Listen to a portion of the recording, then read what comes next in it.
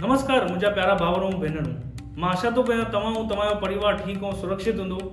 परमेश्वर तव्हां सभिनीनि खे आशीष ॾे। परमेश्वर जो प्यार चैनल में अॼु जे हिन ख़ासि एपिसोड में तव्हां सभिनीनि जो स्वागत आहे। अॼु 15 अगस्त जो ॾींहुं आहे, आज़ादीअ जो ॾींहुं, ऐं मां हिन ॾींहं जो तव्हां सभिनीनि खे वाधायूं थो ॾियां।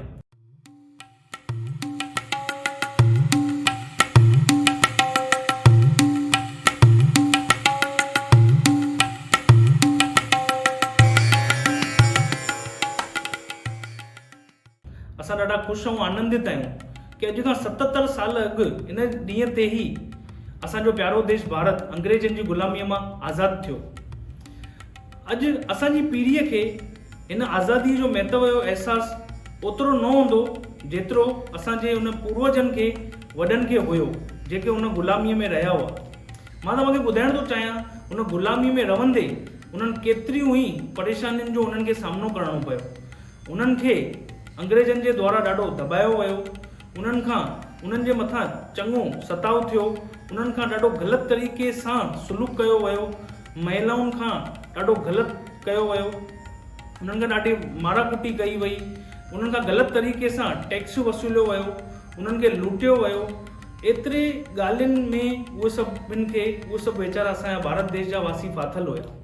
पर अॼु असां आज़ादु आहियूं। पर छा मुंहिंजा प्रियो, असांखे इहा आज़ादी ईअं ई मिली वई? न, इन आज़ादीअ खे पाइण जे लाइ असांजे चङनि ई देशवासियुनि पंहिंजे जीवन खे बलिदान कयो, उन्हनि जो रतु वायो वियो, उन्हनि हिमत करे इन ग़ुलामीअ जे ख़िलाफ़ु आवाज़ु खयूं ऐं अंत ताईं लड़िया ऐं पोइ शहीद थी विया। ऐं तॾहिं एतिरी मुसीबतुनि खां पोइ, तकलीफ़ुनि खां पोइ, ॾाढनि ॼणनि पंहिंजे जीवन खे बलिदान कयो, पोइ आख़िरकार असांखे आज़ादी मिली। त मुंहिंजा प्रियो, असांजो देश अंग्रेजनि जी ग़ुलामीअ मां त आज़ादु थी वियो, पर अॼु चङियूं अहिड़ियूं ॿियूं बि ॻाल्हियूं आहिनि जंहिंजे अंदरि असांजा देशवासी असां सभु ग़ुलाम आहियूं। जीअं त व्यसन, नशो यानी ड्रग्स, सिगरेट, दारू, गुटका, अलॻि अलॻि इन शयुनि जा अॼु माण्हू ॾिसूं था ग़ुलाम लॻा पिया आहिनि। इन जे करे चङा ई घर बर्बाद थी विया, चङा ई माण्हुनि जी जीवन ख़तमु थी वियो। ॿियो असां ॾिसूं था असांजे देश में माण्हू व्यभिचार जा ग़ुलाम लॻा पिया आहिनि। ऐं इन जे करे असां ॾिसूं था रोज़ ख़बरूं ॿुधूं था रेप जूं, ग़लति संबंधनि जूं, जंहिंजे करे रिश्ता ख़राब थी विया, शादियूं बर्बाद थी वियूं। ऐं ॾिसूं था असां देह वापार थी रहियो आहे, महिलाउनि सां, ॿारनि सां यौन शोषण थी रहियो आहे। ॿियो असां ॾिसूं था असांजे देश में चारो ओर करप्शन, जंहिंजे करे असांजो देश खोखलो थो थींदो वञे। ॿियो असां ॾिसी रहिया आहियूं कि माण्हू अंधविश्वास जा बि ग़ुलाम थी विया आहिनि। इन जे ऐं चङा ई अंधविश्वास माण्हुनि खे कीअं सही रस्ते तां भटकाए चुका आहिनि।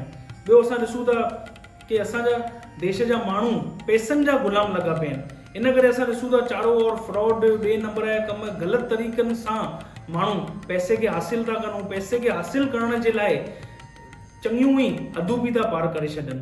ॿियो असां ॾिसूं था कि माण्हू असांजे देश में नफ़रत जा, करवाहट जा ऐं जलन जा बि ग़ुलाम आहिनि। इन करे चारो ओर मारकुट, हिंसा ऐं हत्याउनि जी ख़बरूं असां ॿुधी रहिया आहियूं।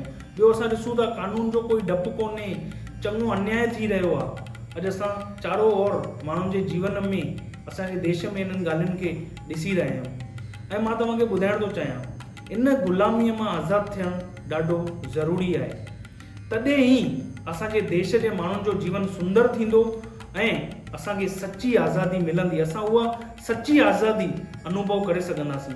त मुंहिंजा प्यारो, असांखे कीअं इहा आज़ादी मिली सघंदी आहे, मां तव्हांखे हाणे उहो ॿुधाइण थो चाहियां। जीअं असांजो भारत देश अंग्रेजनि जी ग़ुलामीअ मां ईअं ई आज़ादु न थी वियो, उन ग़ुलामियुनि मां आज़ादु कराइण जे लाइ ॾाढनि ई असांजे देशवासियुनि पंहिंजे जीवन खे बलिदान कयो। उअं ई हर इंसान खे इन बुराइयुनि जी ग़ुलामीअ मां आज़ादु कराइण जे लाइ अॼु खां 2000 साल अॻु यीशू मसीह क्रूस ते पंहिंजे जीवन खे बलिदान कयईं।